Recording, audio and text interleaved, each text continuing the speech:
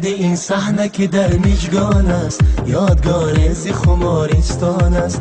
گرد این صحنه که در میجگان است، یادگار زی خمارستان است. اولین ساز سرودی دلی ما از جوانی گلی احسان است. اولین ساز سرودی دلی ما از جوانی گلی احسان است. تا ابد ما هم صدایه، هم نشین و هم نوایه. تا ابد ما هم صدایه، هم نشین و هم نوایه.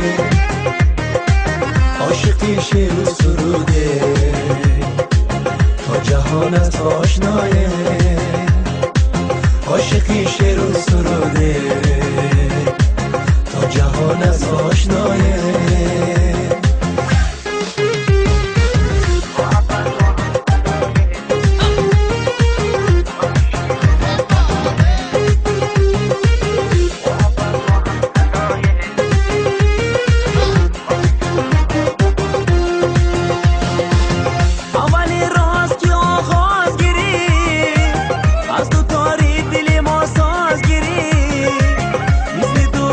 کبوتر بسما این چونین نامه پرواز گیری.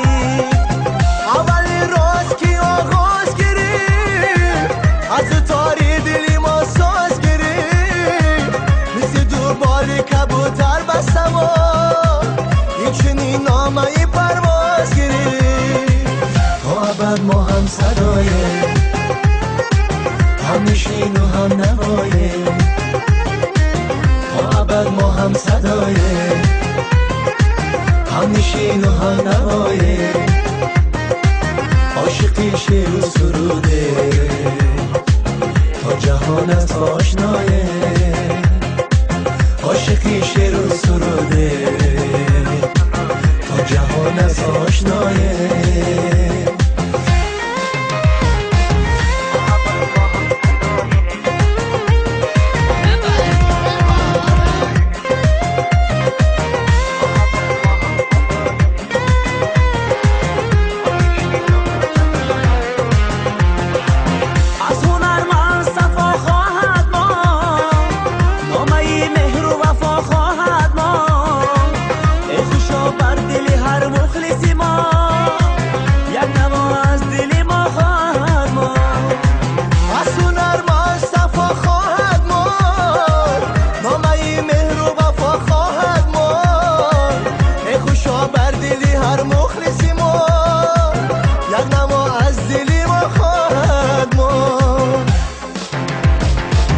گرد این صحنه که در میجگان است، یادگار زی خمارستان است.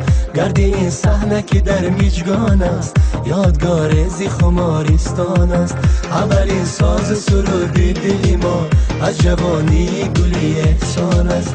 اولین ساز سرودی دلی ما از جوانی گلی احسان است. تا ابد ما هم صدایه، هم نشین و هم نوایه. تا ابد ما هم صدایه، هم نشین و هم نوایه. عاشقی شعر و سروده تا جهان است آشنایه. عاشقی شعر و سروده تا جهان است آشنایه. تا ابد ما هم صدایه،